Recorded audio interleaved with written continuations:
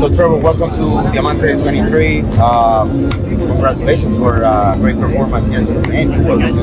Yeah, command was a little bit off, but I felt good physically. Velocity was there, pitch breaks were there. I think just taking a couple starts to get used to the altitude command wise, but it's a good day. It was fun. What about, how do you compare the altitude from here from Punto? The course feels similar. I've only pitched there a couple times when I was a while back. This is definitely the highest I pitched at, and the most severe change in pitch shape. So that'll take some getting used to for sure. Does it affect you, for example, like when you're climbing stairs or like, you know, like do you feel like out of breath? Yeah. I had to alter my warm-up a little bit, take a little bit more time in between the things I was doing just to make sure my heart rate didn't go crazy. Even just like laying in bed sometimes, like my heart rate will start going like, oh yeah, I have to really like breathe more. So I think I'll get used to it. It'll take a couple weeks, but it didn't really bother me in the games. Right. What you were talking about, like the height of your fastball. Yeah. Like, what do you like? I know that you are like a mad scientist of like pitching. So how can you describe that? How can you explain to like the regular fan how does it really affect? Okay, so best I can do. Okay. If this is the ball and the hitter's trying to hit the bottom of it to hit a home run. Okay. Right? If this ball has 20 inches width like it normally does. Okay. Yesterday only had 12, so that's 8 inches difference. So if the bat normally hits here, then the ball is 8 inches lower, the bat's hitting on top of it. Exactly. Which is why you saw like 4 or 5 ground balls. Normally I get a lot of pop-ups. Okay. Yesterday a lot of ground balls. So that's not bad. Not bad, kept the ball in the ballpark, but some of the swings and misses that I normally get on fastballs turned into hits. Right. Because the ball didn't get past the barrel. So. Was that that ground ball in the middle, like the first hit you got yesterday? Yeah. Okay. Man, you're a freak, man. How do you do it? I just study a lot. I spent, I played baseball my entire life since I was, I can't even remember, 2 years old or whatever. And I'm more of a nerd than a baseball player, so I look at baseball, I just try to learn something new every single day. And I'm 33 now, I have 30 years of experience doing that. And I've learned a lot from a lot of different people along the way. Now, how are you going to do with like the data and all the analytics and information from the Mexican League? I mean, there's not all the resources, there's not like all the resources, the TrackMan, the Rapsodo here in the Mexican League ballpark. Yeah, I mean, the Diablos have a lot of good data, very, very quality. I've already looked at some TrackMan numbers. They have some good scouting reports. I'm not sure if all the stadiums will have it, but I can show up to pitch with no data. Right. Obviously, I would prefer to have it to be the absolute best thing possibly be, but you could put me on Mars in a spacesuit playing baseball, and I'd find a way to win the game. So. Is that a challenge for you thinking about Mexico here? Yeah, it's new. Yeah. And so anything new is a challenge. There's right. a different league, different hitters, different circumstances, fields, different food and recovery and all this different stuff. And so I just look at that as a learning opportunity. I have a chance of improving my game somehow, learning from some of the guys that have done it before, picking up new tricks and techniques to help them a better pitcher after the end. A lot more data in Japan. More data, but still inconsistent. Some parts didn't have TrackMan, some parts did. Some teams share the data with other teams, some teams don't. So, yeah, a lot more data. Probably not quite as much as an MLB, but also kind of inconsistent data. Okay. And only 12 teams, okay. So less total numbers. Exactly. So, tell me about, like, you were talking about the food recovery. So, what's your food recovery here? Tacos of what? Like, are you a taco fan? Yeah, I like tacos. I like burritos. I'm a huge ceviche fan. Okay. So I've had some good ceviche while I've been here so far. Sweet plantains. Okay. Very good. I like Mexican food. I eat Mexican food all the time. Good. And there's no better place to get it than Mexico. Yes, you're in the right place. What recommendations can you give me for Yokohama if I want to go and eat in Yokohama? Oh, Yokohama, you got to go to Midtown Barbecue. So that's it's a very good like American barbecue place in Yokohama. Take me to a gringo stop. Okay. So that was one of my favorite spots. And then you have to try the sushi. Of course. I mean, there's a couple places there I can't pronounce. Okay.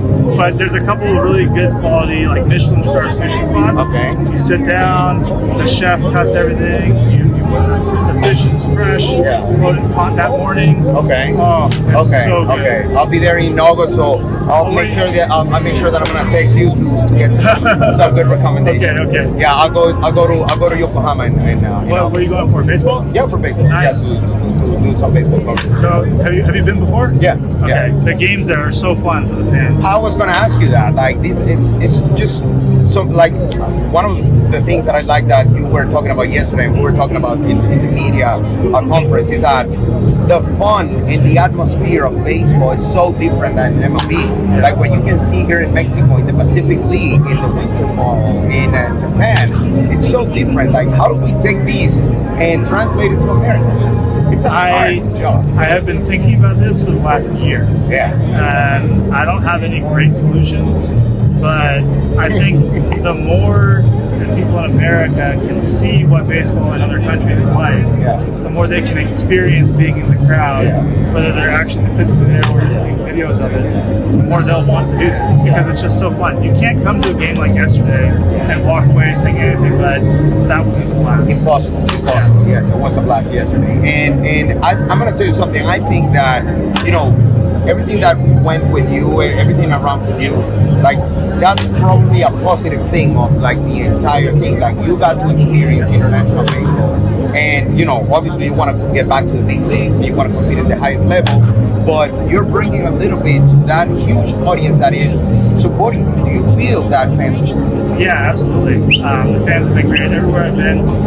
In America, in Japan, here in Mexico, when I'm traveling to places, all the fans are, I love the content, I love the baseball, I hope to see you play again.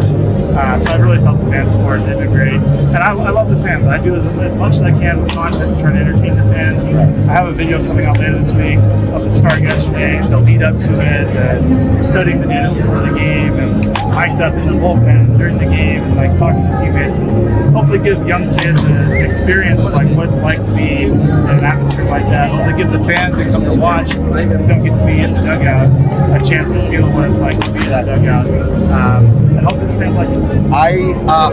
A little friend told me that you were like this close to go to Venezuela and play for La Guaira.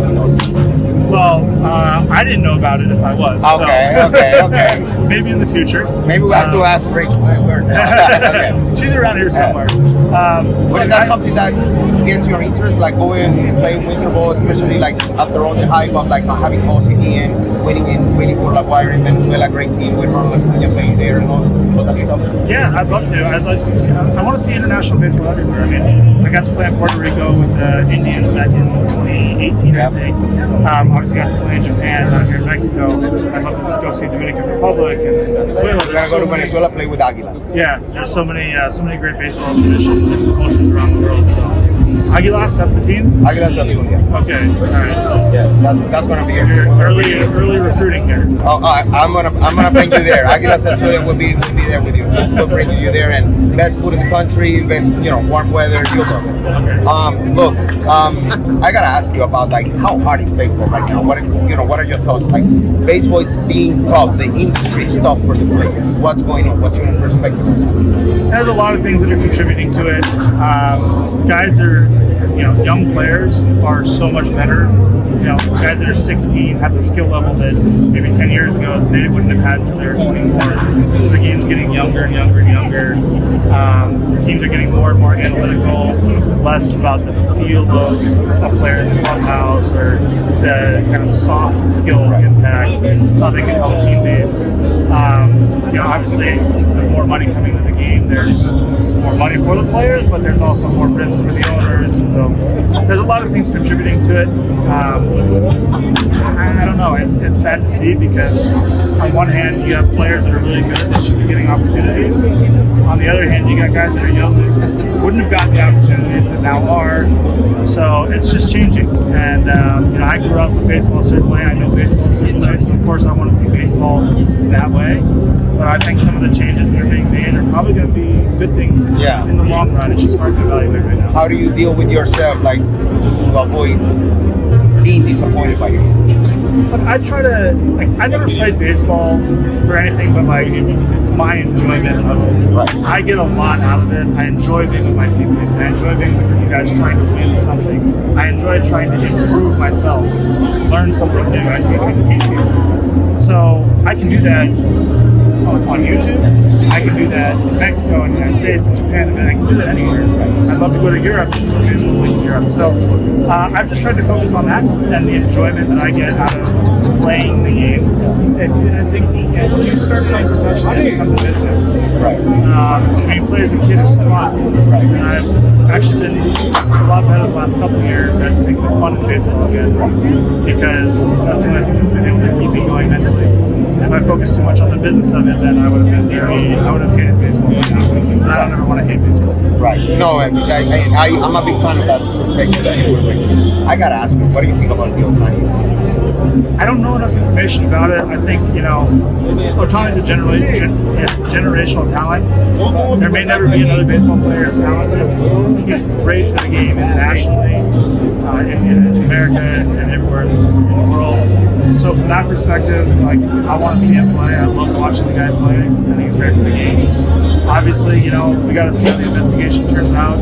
I would hope that people presume him innocent until the investigation concludes. I think that was something that wasn't done in my case, but I don't want to see that happen to anybody else. And so I hope everyone can just kind of chill a little bit, let the process play out, and then evaluate it afterwards. But I feel bad for him because regardless, his reputation's been damaged. And, if he had no part in it, then that's not fair to him. And if he did, then he'll face the consequences that when the investigation's done. So I think people should just wait, let it play out, and see where it goes.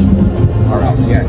Let's invite all the fans to keep your track here in the Mexican League for the next few games. I mean, let's focus on like the short term. You'll be here. That'll be a great time to see you going around the Mexican League, and we're going to be following you on Diamante 23. So. Yeah, thank you so much. Yeah, all the fans, come out to some games. I'd love to see you. I'd love to talk, sign autographs, hang out. Come have a good time with us. The man here, Trevor Bauer.